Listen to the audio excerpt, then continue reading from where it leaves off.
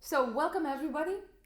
Today we are going to be working on Joaquin Rodrigo's En Los Trigales, a piece that he composed in 1938 after he came back from France, where he was studying and doing his artistic work.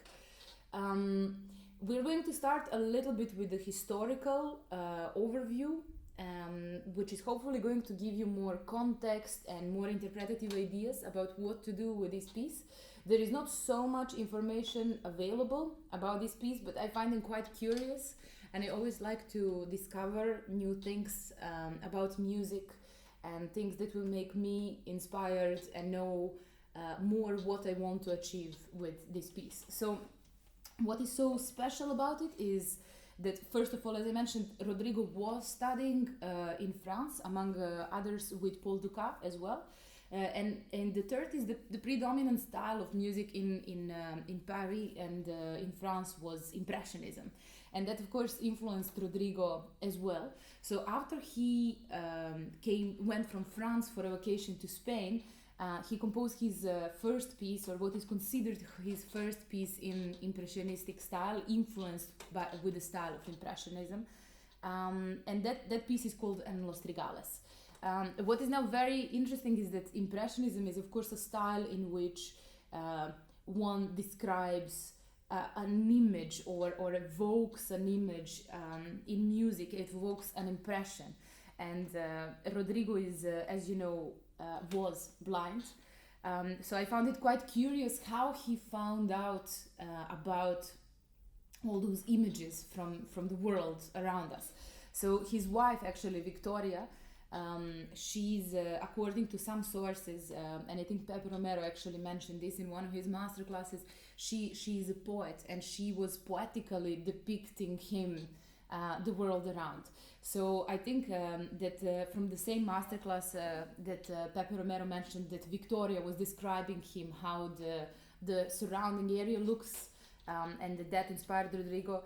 I think that in the same masterclass, Romero mentioned that Rodrigo wanted to evoke a Spanish landscape in detail, and that he saw wheat fields, which is in the wheat fields is actually the translation of En Los Trigales, like golden wheat fields dancing in front of him.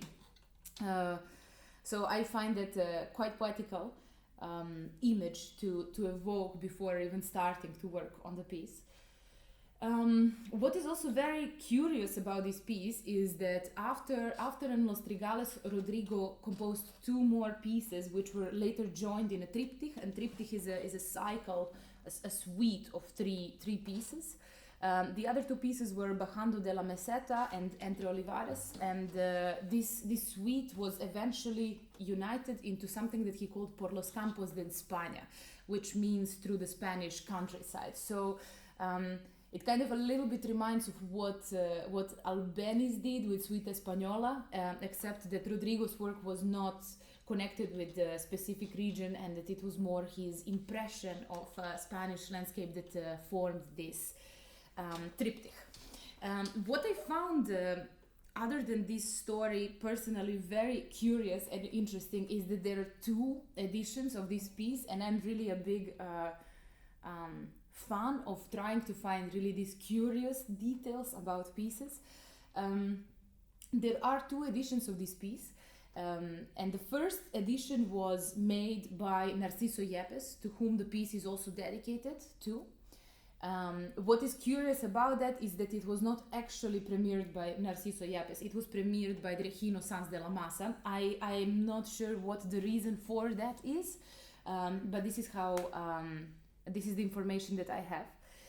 And the second edition I find particularly interesting. The second edition of En Los Trigales was made by Pepe Romero, and Pepe Romero has in his edition a cadenza in the slow section, and I find that quite interesting. How is it possible that from a piece that had no cadenza, suddenly there is a little improvisatory like cadenza in there?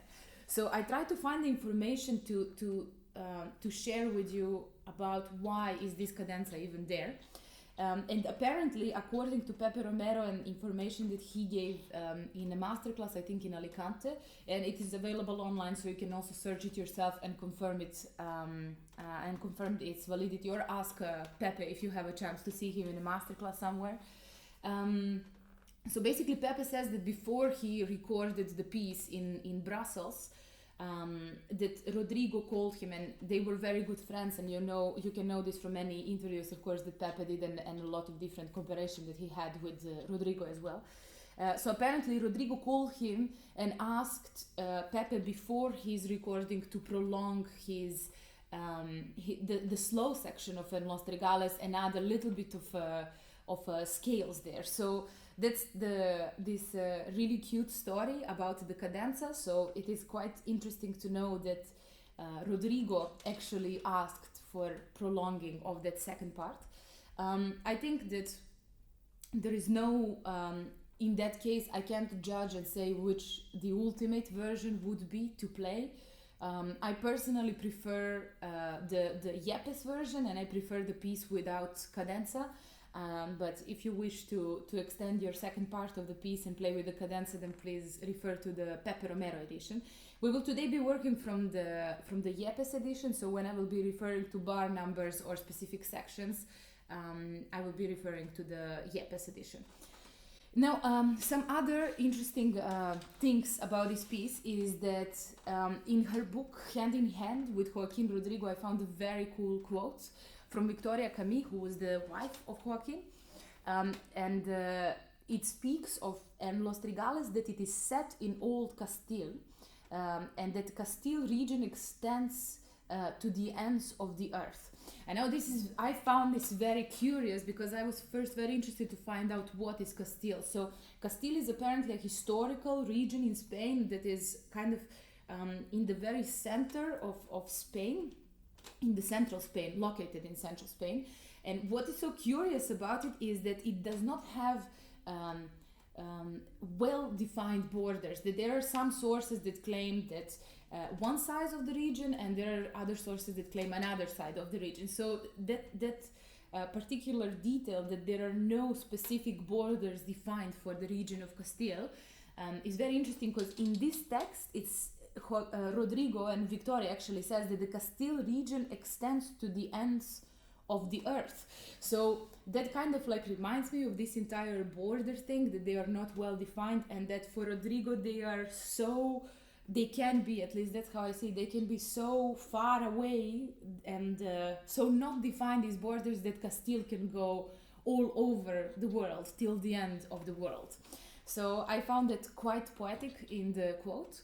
And also this very interesting piece of information that the place is set in Old Castile, that I find also very curious, because according to the source that I read, that Castile was split in two parts, the territory, and that was the Old Castile and the New Castile, and basically the very region of Castile implies to the word Castillo. I think it is Castillo. Let me just check in Spanish, because I forget these kind of things often. Yes, I think it's Castillo. It must be Castillo, which means castle, a castle. So Castile is a land of castles. So we have a piece that is called En Los Trigales. It means in the wheat fields, and we are in the land of castles. So that already brings me a nice impression. But Rodrigo's quote doesn't stop there. He says a little bit further that inhabitants of Castile like to remark and love strong music. And then in contrast to the virile dance of the first part. So he already tells us what the first part of the piece, that very rhythmical section, is, that it's a virile dance, if I'm pronouncing that correctly, follows with the recitation, with the faraway sound of bells. Okay, so after we are done looking through that rhythmical dance part, we are going to try to locate that recitativo kind of section and the faraway sound of bells. And it says that it is similar to a rest during the difficult work of the harvest. So he already kind of, in this very quote, like if you really take it literally, he tells us there is a first part of the piece, and that is rhythmical, and there is a second part of the piece, and that part of the piece evokes rest after the hard work of harvest. But it's also performed in a recitativo style, and that there are some kind of bells going on there. So how do I process this entire information is that the composer is telling me there is a contrast. So part one is rhythmical, and it's a strong and energetic dance. There is a second part that is different in character, and that different character is a rest that comes after hard work. So I don't know if we want to get ourselves really tired from working in that like musically tired, you know, like from working in that dance part, and then really try to evoke through that feeling to try to evoke that rest after harvest, after our dancing harvest. But you know, this contrast of two parts is something that we will try to evoke and recreate. And what I found also particularly interesting is that he doesn't say only that there is this rest part in the second part, but he says that there is one section which is a recitativo, which, if I remember correctly, in the scores is marked allegro alla marcia, and that then there are distant bells. So we will, I think, be able to locate, if I decoded this entire piece well, we will be able to locate both of these parts in the slow section and give them a little bit of a different character. And I think that there was another thing that I wanted to mention, and that's how to build an entire cycle of this piece, because like we see it on 2 pages, and we see now a part that we know, dance, and then slow part, but then dance comes back. And you know that I'm a big fan of form and structure, so we're going to, after we take a look into the parts, take a look into the entire form and see how to build something out of the repetitive parts, because when something is repeated in music, it should never be the same unless you specifically want it for a very good reason to be the same, because you're trying to prove a point. So let's get to the work.